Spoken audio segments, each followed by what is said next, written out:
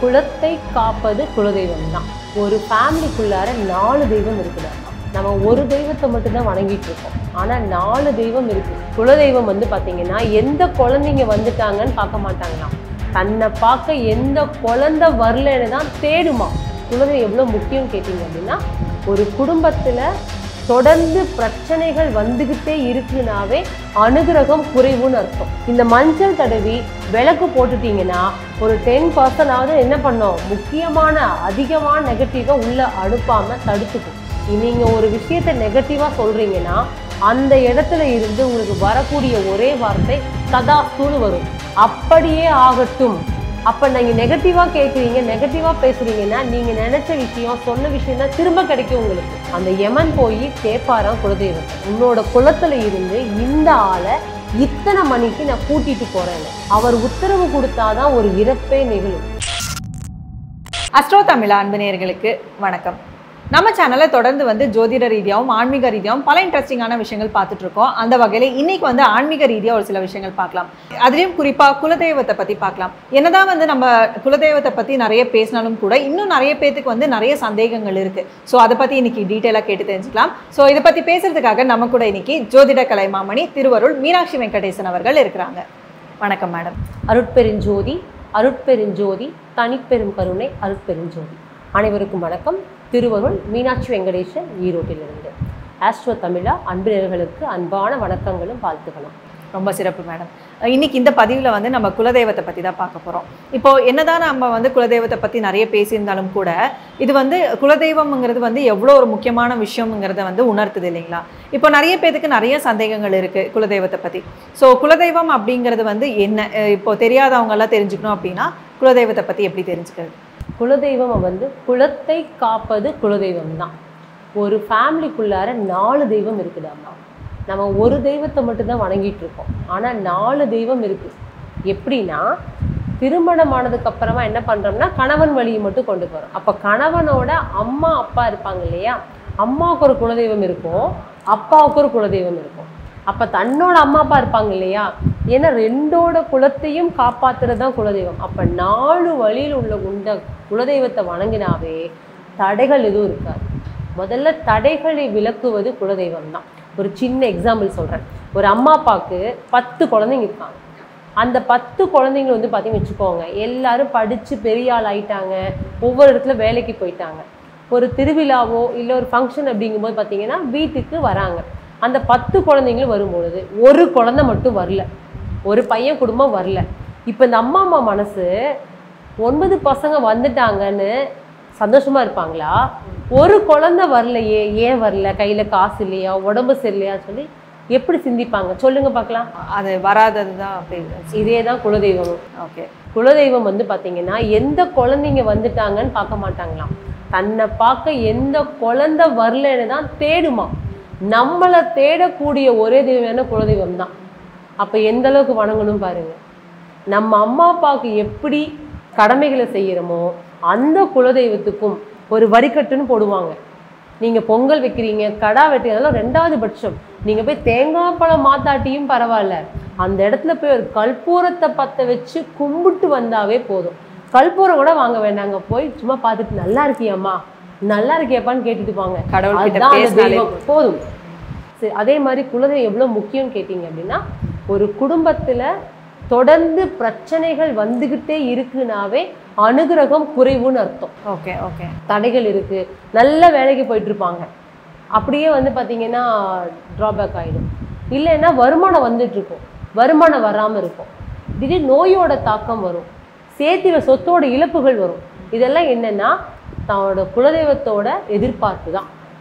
அந்த குலதெய்வத்துக்கு நீங்கள் செய்ய வேண்டியதை வருஷம் ஒரு தடவை, மிஞ்சி மிஞ்சி போனால் ஒரு 3 வருஷத்துக்கு ஒரு தடவை போயிட்டு வந்துடுவோம். நம்ம ரொம்ப லாங்கில் இருக்குது, நான் இங்கேருந்து போக முடியாதுங்க, இப்படி இருக்குன்னா 3 இயர்ஸுக்கு 1 டைமாவது அந்த குலதெய்வ கோயிலில் போய் வழிபாடு பண்ணிட்டு வந்தால் மட்டும்தான் சிறப்பு. இப்போ நிறைய பேர் சொல்லுவாங்க வீட்டில் இந்த குலதெய்வம் நடமாட்டம் இருக்குது அப்படிங்கிற மாதிரியெல்லாம் சொல்கிறாங்க இல்லையா? இதெல்லாம் நிஜமாவே இருக்கா? ஏன்னா இந்த மாதிரியான அறிகுறிகள் இருந்தால் வீட்டில் தெய்வ நடமாட்டம் இருக்குங்கிற மாதிரியெல்லாம் சொல்கிறாங்க. இதை பற்றி உங்களோட கருத்து? கண்டிப்பாக இடமா 9ஆம் இடம் 2ஆம் இடம் கனெக்டிவிட்டி இருக்குது அப்படின்னாவே குலதெய்வத்தோட அருள் வீட்டில் நிறைஞ்சிருக்கும். குலதெய்வம் எங்கே தெரியுங்களா குடியிருக்கும்? நடு வீட்லேயோ இல்லை சாமி ரூம்லேயே கிடையாதுடாமா. எங்கே நிலவாசல் இருக்கோ அந்த நிலவாயில் படியில் தான் குலதெய்வமே இருக்கும், வீட்டுக்குள்ளே வராது. அதனால தான் நம்ம வீட்டோட நிலவுக்கு மஞ்சள் பூசி 2 விளக்கு ஏற்றணும். வெள்ளிக்கிழமை பௌர்ணமி அன்னைக்கெல்லாம் 2 விளக்கு ஏற்றணும்.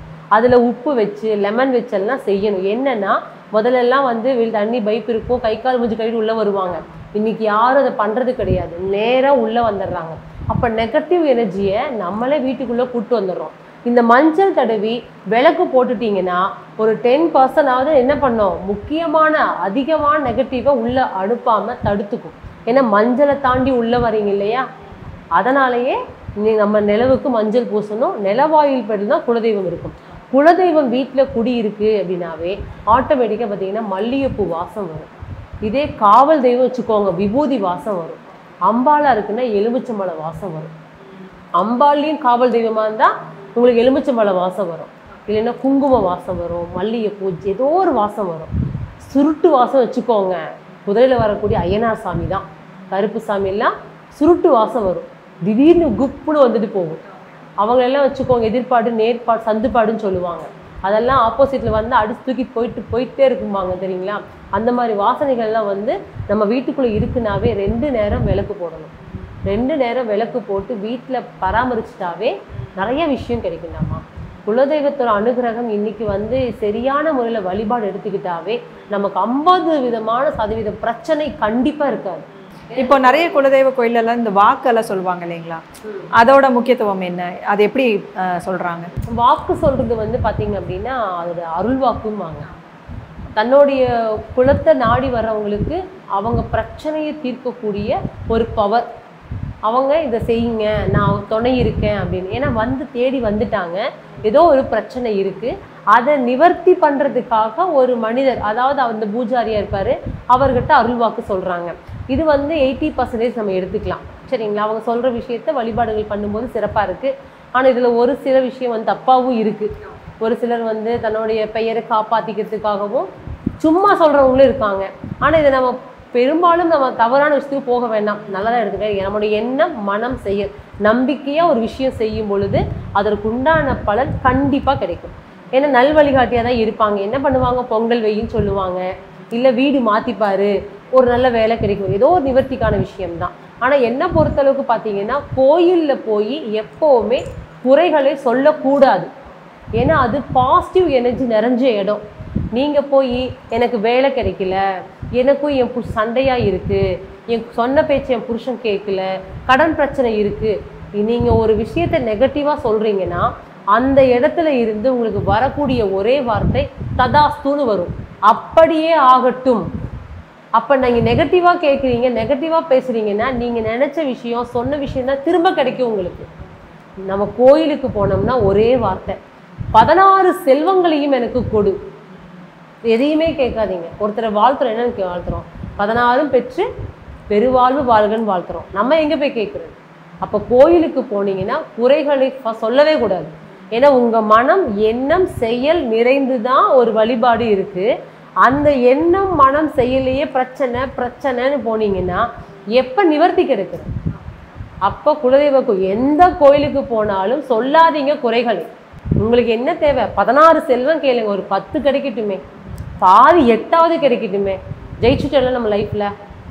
அதனால் வழிபாடு முறையை சரியாக எடுத்துட்டாவே எல்லாது அருள் கண்டிப்பாக கிடைக்கும்டாமா. ரொம்ப சிறப்பாக சொன்னீங்க. இப்போ நிறைய பேர் வந்து குலதெய்வத்தை தாண்டி வந்து இஷ்ட தெய்வம் எல்லாம் வணங்குறாங்க இல்லைங்களா, இதையும் தாண்டி வந்து நிறைய உபாசன தெய்வங்கள் இருக்குங்கிற மாதிரி சொல்கிறாங்க. ஒரு ராசிக்குமே இருக்குன்னு குறிப்பாக இருக்குன்னு சொல்கிறாங்க.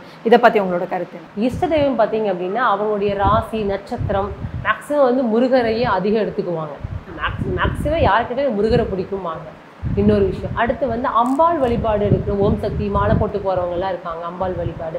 இப்போது இஷ்ட தெய்வம்னாவே தனக்கு ஒரு விஷயம் பிரச்சனை அப்படிங்கும்போது இவங்ககிட்ட சொன்னால் எனக்கு அது வந்து நிவர்த்தி ஆகுது, ரொம்ப க்ளோஸாக வச்சுக்குவாங்க. குலதெய்வத்தை கூட நம்ம என்ன பண்ணிடுவோம், என்றைக்கோ ஒரு நாள் நினச்சி பார்ப்போம். ஆனால் நமக்கு பிடிச்ச தெய்வத்தை எப்போ நினச்சிட்டே இருப்போம். ஒரு பாட்டு கேட்டால் கூட திரும்ப அந்த பாட்டு கேட்கலாமா அப்படின்னு தோணும். இல்லை அதை டிபியில் வச்சுக்குவாங்க, ஸ்க்ரீனில் வச்சுக்குவாங்க, இல்லைங்களா அடிக்கடி பஸ்ஸில் வச்சுக்குவாங்க. இந்த ஒரு விஷயங்கள் நம்ம பிடிச்ச விஷயத்தை திரும்ப திரும்ப பார்க்கும்போது நமக்குள்ள மனசுக்குள்ள திருப்தி. இது உபாசன தெய்வம் என்னன்னு கேட்டிங்கன்னா இஷ்ட தெய்வத்தையும் தாண்டி உங்களுடைய குலதெய்வத்தையும் தாண்டி கூப்பிட்ட குரலுக்கு உடனே வருவது உபாசனா தெய்வம். அது என்ன பண்ணணும்னா, உங்களுடைய ஜாதக அமைப்புல 11ஆம் இடம் அந்த வீட்டையும் எடுத்துக்கலாம், இல்லைன்னா குரு பகவானையும் எடுத்துக்கலாம். உங்களுடைய ஜாதகம் ஒவ்வொரு ராசிக்கும் இந்த கிரகமாகப்பட்டது எப்படி வருது. உபாசனா அப்படிங்கும்போது ஒரு மந்திரத்தை நம்ம நினச்சிக்கணும். அந்த மந்திரத்தை தினமும் நீங்கள் சொல்லணும். ஒரு டைம் 5 to 5:30 காலையில் அமைதியாக உட்காந்து அந்த 108 தடவை அந்த தெய்வத்தை நினச்சி நீங்கள் மந்திரம் சொல்லியே ஆகணும். அது சொன்னீங்கன்னா உபாசனா தெய்வம். அந்த தெய்வம் ஒரு குழந்தை மாதிரி உங்கள் கூடவே இருக்குமா, எப்போவுமே கூட இருக்குமா. இஷ்ட தெய்வம் கூட வேறு வேலையை பார்க்க போயிடும், கூப்பிட்டா திரும்பி பார்ப்பாரு, லேட்டாகும் வர்றதுக்கு. குலதெய்வம் எப்பவுமே கூட இருக்கும், அது தேவைக்கு தான். ஆனால் உபாசனா தெய்வம் அப்படிங்கிறது குழந்தை மாதிரி கூடவே இருக்கும், நிழல் மாதிரி கூட இருக்கும். கூப்பிட்ட குரலுக்கு உடனே வருவது உபாசனா தெய்வம் தான். ஒவ்வொரு ராசிக்கு ஏற்ற மாதிரியும் கண்டிப்பாக இருக்குதாம்மா. ரொம்ப சிறப்பாக சொன்னீங்க. இப்போ அடுத்ததான் வந்து இந்த காவல் தெய்வம். இப்போ நீங்கள் ஏற்கனவே சொன்ன மாதிரி இந்த கருப்பு சாமி இதெல்லாம் வந்து இந்த மாதிரியான ஒரு அறிகுறிகள் வீட்டில் இருந்தால் வந்து தெரிஞ்சுக்கலாம் அப்படின்னு சொன்னீங்க இல்லைங்களா. இப்போது வழிபாடாகவே கேட்குறேன், இந்த காவல் தெய்வம் வழிபாடுங்கிறது வந்து எவ்வளோ முக்கியமானது? காவல் தெய்வ வழிபாடு வந்து பார்த்திங்கன்னா நம்முடைய முன்னோர்களோட உருவம் சொல்லுவாங்க. அவங்க வாழ்ந்த வாழ்க்கை முறையில் அவங்க வாழ்ந்த அமைப்பில் தான் அவங்க இருக்காங்கன்னு சொல்லுவாங்க. அன்றைக்கெல்லாம் 12 மணிக்கு மேலே யாரும் வெளியே வர மாட்டாங்க. குதிரையில் வந்து வேட்டைக்கு போவாங்க. நானே குழந்தையா இருக்கும்போது பார்த்துருக்கேன். செகண்ட் ஸ்டாண்டர்ட் படிக்கும்போது பாட்டி வீட்டுக்கு போயிருக்கேன். பாட்டி வீட்டுக்கு போயிருக்கும்போது வெளியே வாசலில் படுத்துட்டு இருக்கும்போது குதிரை சத்தம் வந்ததுமே வேட்டையை வந்துட்டான்னு சொல்லிட்டு எங்கள் பாட்டி வந்து என்னை ரொம்ப இறுக்கி பிடிக்கிறாங்க. கதை சொல்லிட்டு இருக்காங்க, பேசாத பேசாத வேட்டையை போகிறான் அப்படின்னு. எதுக்கு வேட்டையை போகிறான்ட்டு அங்கே பார்த்தா திடீர்னு பார்த்தா ஒரு உருவம் வந்து குதிரையில் போகிற மாதிரி சத்தம் கேட்குது. ஓகே இதெல்லாம் உணர்ந்திருக்கோம். ஆனால் இன்னைக்கு எந்த சாமியும் வர்றது கிடையாது. என்னென்ன நம்ம காலங்கள் நேரங்கள் அடுத்த விஷயம் நம்ம பரிகார முறை எல்லாமே நம்ம வேலைன்னு போயிட்டோம், முக்கியத்துவம் அதிகம் கொடுக்கறது கிடையாது. ஆனால் காவல் தெய்வம் வந்து பார்த்தீங்கன்னா அந்த எல்லா ஊர் எல்லையிலையும் ஒரு காவல் தெய்வம் இருக்குண்டாமா. எந்த ஊருக்கு நீங்கள் போங்க, எல்லையில் ஒரு காவல் தெய்வம் இருக்கும், ஒரு அம்மன் கோயில் இருக்கும். இதை தாண்டி தான் ஒரு ஊரோட எல்லையே ஆரம்பிக்கும். ஏன்னா அந்த ஊருக்கு அவங்க தான் காவல். அப்போ அந்த ஊரோட நல்லதையும் கெட்டது இவங்க தாண்டி தான் இருக்குது. அப்போ நமக்கு நன்மை அடக்கணும்னா இந்த எல்லை தெய்வத்தை ஃபஸ்ட்டு வணங்கி ஆகணும். ஒரு வண்டி வாங்குறீங்களா, அங்கே போய் ஃபஸ்ட்டு பூஜை போடுங்க. உங்கள் இஷ்டத்தை அப்புறம் போங்க, தவறு கிடையாது, அங்கேயும் போய் பூஜை போடுங்க. ஆனால் உங்கள் எல்லை தெய்வத்துக்கு நீங்கள் இம்பார்ட்டன்ட் கொடுத்தீங்கன்னாவே நிறைய விஷயம் மாற்றம் கிடைக்கும். அந்த எல்லை தெய்வத்தை வணங்க ஒரு முறை இருக்குது. என்ன பண்ணணும்னா 21 எலுமிச்சம்பழம் வாங்கிக்கணும். காவல் தெய்வமாக இருக்குன்னா அந்த 21 எலுமிச்சம்பழத்தை ஒவ்வொரு அமாவாசை அன்னைக்கு உங்கள் கையால் கோர்த்து கொண்டு போய் போடுங்க. இதை எப்படி கோர்க்கணும்னா பன்னீர், பச்சை கற்பூரம், கஸ்தூரி மஞ்சள், அதில் இந்த எலுமிச்சம்பழத்தை கழுவணும். நல்ல மணமாக இருக்கும். அதே வெள்ளை நூலில் இதே கஸ்தூரி மஞ்சளையும் பன்னீரையும் பச்சை கற்பூரத்தையும் போட்டு அந்த வெள்ளை நூலில் மஞ்சளாக தடவுங்க. அந்த நூலும் மணமாக இருக்கும். ஒவ்வொரு தடவையும் அந்த எல்லாமே எடுத்து கோர்க்கும் போது சகல காரியங்களும் கை கூடணும் சொல்லி கோருங்க. கோர்த்து கொண்டு போய் போடுங்க.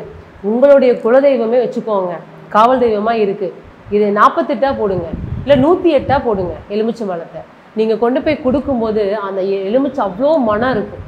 தெய்வம் விட்டு நினைக்கிறீங்க போயிடுன்னு ஒரு நறுமணமான விஷயத்துக்கு தெய்வம் அழகாக வந்து குழந்தை மாதிரி வந்து உட்காந்துக்கணுமா. அதனால் இந்த மாதிரி வழிபாடுகள் பண்ணும்போது ரொம்ப, ஏன்னா எலுமிச்சம்பழம் தான் ராஜகனி. அதை நீங்கள் வந்து உங்கள் கை, ஏன்னா நெகட்டிவாக தோணக்கூடாது, ரொம்ப முக்கியம். சாமிக்கே பூ கட்டுறீங்களா, சிந்தனைகள் வந்து சரியாக வச்சுக்கணும். பூ கட்டுறது மிக சிறந்த பரிகாரம் தான். என்னன்னு கேட்டிங்கன்னா நல்லதை விடுறது கட்டுவோம், நம்ம கெட்டது கட்ட மாட்டோம். அப்போ என்ன நல்ல நமக்கு சேர்ந்து வரும், நம்மளே தடுத்துடுறோம் கெட்டதை, சக்தி நம்ம விட்டு விலகி போயிடும். பூ கட்டும்போது கூட நினச்சிக்கோங்க, சாமி பாட்டை போட்டு அமைதியாக உட்காந்து கட்டுங்க. மனம் வந்து பார்த்தீங்கன்னா திருப்தியாக இருக்கும். ஏதோ என்ன அலைகள் கெட்டதாக இருக்கா, நெகட்டிவாக இருக்காது, நிறைய விஷயம் மாற்றம் கிடைக்கும். அதெல்லாமே பண்ணலாம். இப்போ வந்து நம்ம குலதெய்வம் அப்படின்னு எடுத்துக்கிட்டால் எந்த ஒரு நல்ல விஷயம் ஸ்டார்ட் பண்ணாலுமே வந்து குலதெய்வத்துக்கு வேண்டுதல் அப்படின்னு சொல்லி முடி கட்டி வைப்பாங்க, இந்த மாதிரி விஷயங்கள்லாம் பண்ணுவாங்க. இப்போ உடம்பு சரியில்லைனா கூட காணிக்கை கட்டி வைப்பாங்க. ஸோ இதோட சிறப்பம்சம்லாம் சொல்லுங்கள். கண்டிப்பாக நம்ம நம்பிக்கை. ரெண்டாவது விஷயம் கேட்டிங்கன்னா குலதெய்வத்தோட இன்னொரு ரகசியம் இருக்குது. ஒரு ஃபேமிலிக்குள்ளே ஒரு குழந்தை பிறக்கணுன்னாலுமே கூட குலதெய்வ அனுமதி வேணும். ஒரு இறப்பு நிகழ்ந்தாலும் கூட அனுமதி வேணும். அந்த யமன் போய் கேட்பாராம் குலதெய்வத்தை, உன்னோட குலத்தில் இருந்து இந்த ஆளை இத்தனை மணிக்கு நான் கூட்டிகிட்டு போகிறேன்னு. அவர் உத்தரவு கொடுத்தாதான் ஒரு இறப்பே நிகழும். இல்லை நிகழாது. இதே மாதிரி தான் பிறப்பும் அப்படி தான், இறப்பும் அப்படி தான். இப்போ வந்து நம்ம ஒரு பரிகாரத்துக்காக வச்சுக்கோங்க, நீங்கள் 10 லட்ச ரூபா செலவு பண்ணுறீங்க, 1 லட்சம் செலவு பண்ணுறீங்க, ஒரு பரிகாரத்துக்காக போகிறீங்கனாலும் கூட வீட்டில் குலதெய்வத்தை நினச்சி விளக்கு போட்டு சாமி கும்பிடுங்க. நான் இந்த பரிகாரத்துக்காக இந்த இடத்துக்கு நான் போகிறேன், என் கூட துணைக்கு வான்னு சொல்லி கண்டிப்பாக கூப்பிடணும். நீங்கள் இது பண்ணாமல் அங்கே போயிட்டீங்கன்னா அங்கே இருந்து இங்கே நியூஸ் போகும், உன் குளத்துலேருந்து ஆள் வந்திருக்கான், இந்த பரிகாரம் பண்ணுறான், நான் என்ன பண்ணுறேன்னு கேட்பாரு. அவர் சொல்லுவார், என்ன அனுமதி கேட்கல, எனக்கு சொல்லலை, முன்ன தேர் வந்துட்டானா கொடுக்காதன்னு சொல்லிட்டா கிடைக்காது. Okay okay. குலதெய்வத்து அனுமதி இல்லாமல் நீங்கள் எந்த பரிகாரம் பண்ணாலும் கை மேல் பலன் கிடைக்காது. சொல்லுவாங்க, நான் இத்தனை பரிகாரம் பண்ணேன், இத்தனை செலவு பண்ணேன், நடக்கவே இல்லைம்பாங்க. இதில் ஜாதகம் பார்க்குற எங்களை குறை சொல்லுவாங்க. தவறு. நாங்கள் சொல்கிற விஷயம் 20% தான். உங்களுடைய எண்ணம் செயலும் முழு மனதாக பண்ணும்போது தான் சக்ஸஸ் கிடைக்கும். அது 80%. சரியாடம்மா? அதனால் குலதெய்வ கோயிலுக்கு நீங்கள் எந்த கோயிலுக்கு போனாலும் நைட்டே கிளம்புங்க, தவறு கிடையாது. ஏன்னா ரொம்ப லாங்கில் போகிறதா இருந்தால் 12 மணிக்கு கிளம்புவாங்க, 2 மணிக்கு கிளம்புவாங்க. அப்போ என்ன பண்ணணும், குலதெய்வத்தை நினச்சி வீட்டில் விளக்கு போட்டு யாரெல்லாம் கிளம்புறாங்களோ எல்லாரும் நின்று கற்பூர ஆரத்தி காமிச்சு சாமியை நினச்சி கும்பிட்டுட்டு தான் கிளம்பணும். ஓகே. இதை வந்து நாங்களும் கேள்விப்பட்டிருக்கோம். எப்படின்னா, இப்போ ஐயப்ப சுவாமி கோயிலுக்கு போகிறாங்க, மாலை போட்டு போகிறாங்க, இல்லைனா திருப்பதிக்கே போகிறாங்க. அப்படிங்கும் போது வந்து குலதெய்வத்தை ஃபஸ்ட்டு வணங்கிட்டு ஒரு காவலாக ஒரு எங்களோட குடும்பத்தை காப்பாற்று அப்படின்னு சொல்லிட்டு தான் வந்து கிளம்புவாங்க. ஸோ இதெல்லாமே வந்து நடைமுறையில் இருக்குது. ஸோ அப்படிங்கும் போது குலதெய்வம்ங்கிறது வந்து எவ்வளோ இம்பார்ட்டண்ட்டுங்கிறது வந்து ஒரு விஷயமா தெரியுது. அடுத்த கட்டமாக இப்போ பார்த்தீங்கன்னா, இப்போ குலதெய்வம் வழிபாடில் வந்து நிறைய விதமான வழிபாடுகள் இருக்குது. செய்வ வழிபாடு, அசைவ வழிபாடுன்னு சொல்லி நிறைய இருக்குது இல்லைங்களா? இந்த அசைவ வழிபாடு, இந்த பலிங்கிற ஒரு விஷயம் வந்து எப்படி உருவாச்சுங்க? பலி வந்து பார்த்தீங்கன்னா, தனக்கு இந்த விஷயம் நடக்கணும் அப்படின்னா சாமிக்கு இதை செஞ்சால் கொடுக்கும் அப்படின்னு நினச்சிதான். ஆனால் உயிர் பலி வந்து எந்த கடவுளுமே கேட்கலடாமா. உயிர் பலி வந்து, ஏன்னா எந்த ஒரு தெய்வமும் வந்து ஒரு உயிரை கொண்டு வந்து கேட்காது. அது சைவ பலி இருக்குது. எலுமிச்சம்பழமும் பூசணிக்காயும் சைவ பலி அப்படிம்பாங்க. ஆனால் என்ன, நம்மளுடைய திருப்திக்காக என்ன ஆட்டையும் கோழியும் வெட்டி யார் சாப்பிட்றாங்க? நம்ம சாப்பிட்றோம், நம்ம செய்கிறோம். ஆனால் சாமிக்கு நினைக்கிறோம் கொடுத்துதா. ஆனால் சாமி வந்து அதை ஏற்றுக்குமான்னு கேட்டிங்கன்னா என்னை பொறுத்தளவுக்கு நான் யாருக்கும் சொல்கிறது கிடையாதுடாமா. ஒரு பூசணிக்காய் வெட்டலாம், இல்லைன்னா எலுமிச்சம்பழம் வெட்டலாம், இதெல்லாம் செய்யலாம். இது ஏன் இந்த அசைவ பலின்னு கேட்டிங்க அப்படின்னா, செய்வினை தாக்கம், தனக்கு ஒரு நோயோட தாக்கம் இருக்குது. இது வந்து நமக்கு நெகட்டிவாக இருக்குன்னா, அவங்க என்ன பண்ணியிருப்பாங்கன்னா, ஒரு நெகட்டிவ் எனர்ஜியை உற்பத்தி பண்ணணும்னா அங்கே உயிர் பலி கொடுத்துருப்பாங்க. ஒரு உயிரை பலி கொடுக்காம ஒரு குடும்பத்துக்குள்ளார செய்வினை பிரச்சனையை கொண்டு வர முடியாது. ஏன்னா அவங்க அதுக்காக படைக்கப்பட்டவங்க, அதுக்காக படித்தவங்க, அதுக்காகவே பூஜை பண்ணுறவங்க. அப்போ அந்த பலியை வந்து நம்ம நிவர்த்தி பண்ணணும்னா சொல்லுவாங்க இல்லையா, முள் எடுக்கணும் முள்ளாலன்னு சொல்லுவாங்க. அதுக்காக அதை குறைக்கணும், அந்த தாக்கத்தில் விடுபடணும்னா நம்ம ஒரு உயிரை பலி கொடுத்தாகிறோம். ஆனால் சாமி சொல்லலை. பட் ஆனால் நம்மளோட அந்த நெகட்டிவை நம்ம அழிக்கணும்னா அதுக்காக உயிர் பலியை கொடுக்குறோம். ஆனால் அதுக்காக கொடுக்குறோம், சாப்பிடக்கூடாது. இதுக்காக தான் ஃபஸ்ட்டு கொண்டு வந்தாங்க. செய்வினை பிரச்சனைக்காகவும் உடலோட நோயோட தாக்கத்துக்காகவும், ஏதோ ஒரு மனப்பிராந்தியோ இல்லை வந்து அவங்களுடைய இறந்துட்டே இருப்பாங்க, வம்ச விருத்தி இல்லாமல் இருக்கும், தெரியும் அவங்களுக்கு. அப்போ இந்த நெகட்டிவ் எனர்ஜிக்காக ஒரு கோயிலில் நீங்கள் பலி கொடுக்குறீங்கன்னா நிவர்த்தி அது. ஆனால் சாப்பிடக்கூடாது. அதை வந்து சரியான முறையில் அடக்கம் பண்ணணும். அதுக்கு என்ன பண்ணணுமோ சாந்தி பண்ணி அதை அடக்கம் பண்ணுறது தான் உண்மையான கருத்துன்னு எங்கள் தாத்தா சொல்லி எங்கள் பாட்டி சொல்லி கேள்விப்பட்டிருக்கேன். ஆனால் இன்றைக்கி என்ன பண்ணுறோம், நம்மளோட விருப்பத்துக்காக ஆடு வெட்டுறேன், கோழி வெட்டுறேன், வந்துரு வச்சான்னு சொல்லி என்ன பண்ணுறாங்க, பெரிய லெவலில் பிரியாணியும் விருந்தும் தான் போட்டுட்ருக்காங்க. ஆனால் இது வந்து நம்ம திருப்திக்காக பண்ணுறது. இன்னொரு விஷயம் என்னன்னு கேட்டிங்கன்னா, தொழில் சார்ந்த விஷயங்கள் வந்து சிறப்பாக இருக்குண்டாமா. ஒரு கடா விருந்து போட்டிங்கன்னா தொழில் தடைகள் விலகும், தொழில் தடைகள் விலகும். ஏன்னா நம்ம வந்து அங்கும் பங்காளிக்கு சொந்த பந்தத்தை ஆக்கி போடுவோம். அதனால் அது செய்யும்போது வருமானம் நல்லாயிருக்கும், தடைகள் அங்கே விலகும். இந்த விஷயம் நான் கேள்விப்பட்டிருக்கேன். ஆனால் நான் யாருக்கும் சொன்னதில்லை, கேள்விப்பட்ட விஷயத்தை இங்கே நான் சொல்கிறேன். இப்போ அடுத்ததாக பார்த்தீங்கன்னா, இந்த குலதெய்வ வழிபாடில் வந்து நிறைய வேண்டுதல் பண்ணுறாங்க. நம்மளோட உடம்பை வருத்திக்கிட்டு நிறைய வேண்டுதல் பண்ணுறாங்க. அளவு குத்துறதாகட்டும், தீக்குழி மிதிக்கிறதாகட்டும், அக்னி சட்டி எடுக்கிறது அப்படின்னு சொல்லி நிறைய வேண்டுதல் பண்ணுறாங்க இல்லைங்களா? ஸோ இப்படி நம்மளை வருத்திக்கிட்டு பண்ணுற வேண்டுதல் வந்து எந்த அளவுக்கு வந்து பலனை கொடுக்குது? ஒரு முதல்லடா வேண்டுதல் ஏன் வைக்கிறாங்கன்னு கேட்டிங்கன்னா, தனக்கு ஒரு பிரச்சனை, அது ஒரு தீர்வு கிடைக்கணும். அப்போ எந்த இடத்துல கேட்பாங்கன்னா தெய்வத்துக்கிட்ட வருவாங்க. அப்போ தெய்வத்தோட திருவிழாவில் வந்து இந்த அக்னி சட்டி எடுக்கிறது, பூக்குழி மிதிக்கிறது, காவடி எடுக்கிறது, அந்த அழகு குத்துறது, இந்த வண்டியிலலாம் பார்த்தா கூட தொங்கிட்டு வருவாங்க. அந்த விஷயம்லாம் பார்த்தீங்கன்னா நம்மளுக்கே ஒரு மாதிரி கஷ்டமா இருக்கும். பட் அவங்க அது ஏன் செய்கிறாங்கன்னா, தனக்கு ஒரு பிரச்சனை வந்துருச்சு, இதிலிருந்து விடுபடணும் அப்படின்னா நான் என்ன வருத்திக்கிறேன். ஆனால் சாமி வந்து அப்படி கேட்க கிடையாது. சாமி வந்து உடலையும் உங்களுடைய வருத்தியெல்லாம் செய்யல. விரத முறை கூட நமக்காக நம்ம இருக்கிறது தான். எந்த சாமி மனசார நீங்கள் கும்பிட்டாவே போதும். அந்த கோயிலுக்கு கூட போக வேண்டாம், நீங்கள் இருக்கிற இடத்துலையே நினைக்கலாம் முருகப்பெருமானை. பாணியில் போய் கும்பிட்ட மாதிரி நினச்சி உட்காருங்க, இமேஜ் பண்ணிங்கன்னா உண்டான கண்டிப்பாக பலன் கிடைக்கும். ஆனால் நம்ம என்ன பண்ணுறோன்னா, நம்மளுடைய மன திருப்தி, நமக்கு இந்த பிரச்சனை வந்துருச்சு, இதுலேருந்து மீண்டு வரணும்னா இதை நம்ம பண்ணணும், தெய்வத்துக்காக ஒரு பரிகாரத்தை பண்ணுறதை நம்ம செஞ்சுக்கிறோம்.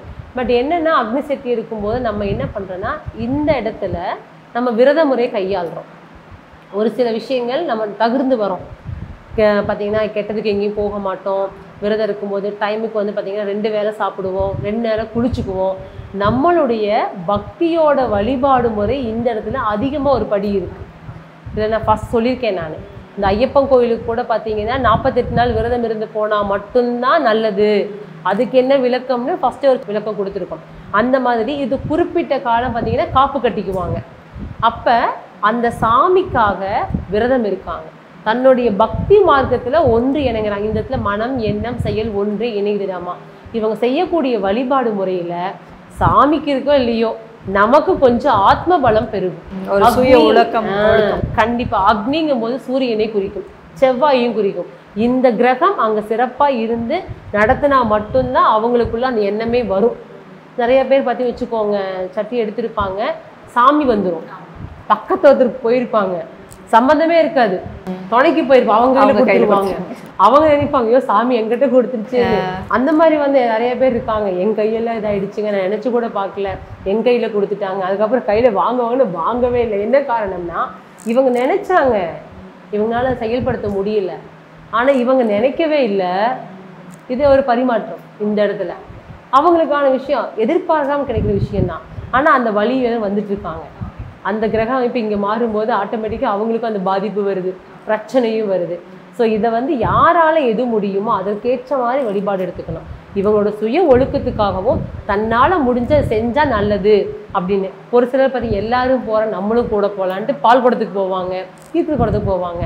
தவறு கிடையாது, நடந்து போகிறதுனால சின்ன சின்ன விஷயங்கள் மாற்றம் கிடைக்கும். ஓகே. இப்போ குலதெய்வம் அப்படின்னு எடுத்துக்கிட்டிங்கன்னா அனுகிரகம்னு ஒரு விஷயம் இருக்குது. இப்போ நிறைய பேருக்கு வந்து இப்போ குலதெய்வ கோயிலுக்கு போவாங்க, தடங்களாக இருக்கும், போக முடியாமல் இருக்கும், இல்லைன்னா போகும்போது ஏதாச்சும் பிரச்சனையாக இருக்கும், வரும்போது பிரச்சனையாக இருக்கும், இந்த மாதிரி நிறைய விஷயங்கள்லாம் சந்திப்பாங்க இல்லைங்களா? ஸோ இதை பற்றி கொஞ்சம் டீட்டெயிலாக சொல்ல முடியுமா? குலதெய்வம் அப்படின்னாவே முதல்ல வந்து 2, 4, 5, 9ஓட கனெக்டிவிட்டி சிறப்பாக இருந்தால் மட்டும்தான் அதனுடைய எல்லா விஷயமும் சிறப்பாக கிடைக்கும். இதில் வந்து மாந்தின்னு ஒரு கிரகம் இருக்குது, அது வந்து இடுகாடை குறிக்கும். சில பேர்த்துக்கு இந்த மாந்தியோட தாக்கம் இருக்குது அப்படின்னாவோ, இந்த 2, 4, 5, 9 இருந்தாவோ, இல்லைன்னா இடுகாடு பக்கத்தில் அந்த குலதெய்வம் இருக்கும். அதை தாண்டி போகிறாங்க அப்படின்னாவே போகும்போது பிரச்சனை இல்லை, வரும்போது எல்லாம் வாஷ் அவுட் ஆகிடும். ஏன்னா அது நெகட்டிவ். இவங்களுக்கே அந்த கோயில் அப்படிதான் இருக்குங்கும் போது என்ன பண்ண முடியும்? மாற்று வழி இருக்கான்னு பார்க்கணும். ஓகே. அந்த பக்கம் ஏதாவது இந்த பக்கம் போனால் ஷார்ட்கட்டாக இருக்கும், சுற்றி போனால் 2 ஊரை சுற்றி போகிறோம், அரை மணி நேரம் சுற்றி போகணுமாங்க. போயிட்டு வாங்க. ஏன்னா நம்மளுடைய கோயிலுக்கு போகிறோம், ஏன் திருப்தி இல்லைன்னா இன்றைக்கி எல்லா பக்கம் இடுகாடுகள் இருக்குது. இன்றைக்கெல்லாம் பெரிய பெரிய பில்டிங்கே பாருங்கள் இடுகாடாக தான். அந்த இடுகாடு தாண்டி உங்களுடைய 2, 4, 9, 5, 9ல் மாந்தி இருந்து மாந்தி பகவானோட பார்வை இருக்குது அப்படின்னாவே இடுகாடு இல்லாமல் உங்கள் கோயில் இருக்காது. அமைப்பே அப்படி தான் இருக்கும். நம்ம என்ன பண்ணணும், சுற்றி மாற்றி வரணும். இல்லை ஒரே வழிதான் இருக்குது அப்படின்னா மால் நேரத்தில் அவங்க போகக்கூடாது, சாயங்காலம் சூஸ் பண்ணக்கூடாது, நைட்டில் வரக்கூடாது, மதியம் 12 மணிக்கு வரக்கூடாது. எதுவாக இருந்தாலும் அதிகாலை சிறப்பு. 5 மணிக்கு கோயிலுக்கு போகிறாங்களா, சாமியை கும்பிட்றாங்களா. ஏன்னா நெகட்டிவ் எனர்ஜியோட ஆக்கமும் தாக்கம் எப்போ அதிகமாக இருக்குமோ அந்த டைமில் போகக்கூடாதுண்ணா. மதியம் 12 மணிக்கெலாம் வந்தீங்கன்னாவே அவங்க என்ன, உங்களுக்கு நமக்கே ப்ராப்ளம் இருக்குது, அது இன்னும் நமக்கு முழுமையாக பலன் கிடைக்காது. வரும்போதே அங்கே ஃபுல்லாக க்ளீன் போல்ட் ஆகிடும், ஃபுல்லாக வாஷ் அவுட் ஆகிடும். அப்போ நமக்கு பிரச்சனை தான் இருக்கும். குலதெய்வ கோயிலுக்கு போயிட்டு வந்தால் திருப்தி இருக்காது. அப்போ என்ன பண்ணணும், இவங்க எலுமிச்சம் பழத்தை கையில் வச்சுக்கணும். எலுமிச்சம்பழம் கையில் வச்சுக்கணும். இவங்க வந்து கருப்பு ட்ரெஸ் போடக்கூடாது. நெகட்டிவாக இருக்கக்கூடிய நம்ம ஒவ்வொரு ஜாதகம் எப்படி நமக்கு தேவையான நஸ்ரீதியாக வந்து கிரகத்தோட நமக்கு ஃபேவரான கலர்ஸ் இருக்கும், அதை போட்டுக்கணும். சரிங்களா? போகிற நேரமும் காலமும் ரொம்ப முக்கியம். போயிட்டு வரும்போது நெகட்டிவாக எதுவும் பேசக்கூடாது. ஒரு எனர்ஜி அங்கே இருக்குது அப்படிங்கும்போது வரும்போதே நம்ம கிராஸ் பண்ணிடும்போது தேவையில்லை விஷயங்கள் பேசக்கூடாது. எவ்வளோ தூரம் அமைதியாக வரமோ அந்தளவுக்கு அங்கே பிரச்சனை இருக்காது. இதில் குறிப்பாக இந்த நாட்களில் தான் வழிபாடு பண்ணணும் ஏதாவது இருக்கா? ஆண் தெய்வத்துக்கு வந்து அமாவாசை சிறப்புடாமா, பெண் தெய்வத்துக்கு பௌர்ணமி சிறப்பு. பௌர்ணமினா மாலை நேர வழிபாடு தான் நல்லாயிருக்கும். இது அமாவாசைனா பகல் நேர வழிபாடு எடுத்துக்கலாம். அப்போ இரவு நேரம் நம்ம போக்கு போயிட்டோம் இல்லையா, அப்போ என்ன பண்ணணும், மேக்ஸிமம் காலை நேரம் அந்த மதியத்துக்குள்ளே போயிட்டு வந்துட்டாவே பாதிப்பு அதிகம் இருக்காது. சரிங்களா? நெகட்டிவான விஷயங்களை முதல்ல நினைக்கக்கூடாது. அதுவும் ரொம்ப நம்ம எண்ணங்களுக்கு வலிமை அதிகம். அது ரொம்ப முக்கியம். எந்த இறை வழிபாடாக இருந்தாலும் எண்ணம் தூய்மையாக இருக்கணும். நம்ம எண்ணம் போல தானே வாழ்வே இருக்குது. கண்டிப்பாக ரொம்ப சிறப்பாக வந்து இந்த குலதெய்வத்தோட வழிபாடு நிறைய பேத்துக்கு நிறைய சந்தேகங்கள் இருக்கும். இதில் அவங்களுக்கான தீர்வு வந்து நீங்கள் கொடுத்துருக்கீங்கன்னு நம்புகிறோம். ஸோ இதே மாதிரி அடுத்த ஒரு சிறப்பான நேர்காணலால் உங்களை சந்திக்கிறோம். அது வரைக்கும் நன்றி. நன்றிம்மா.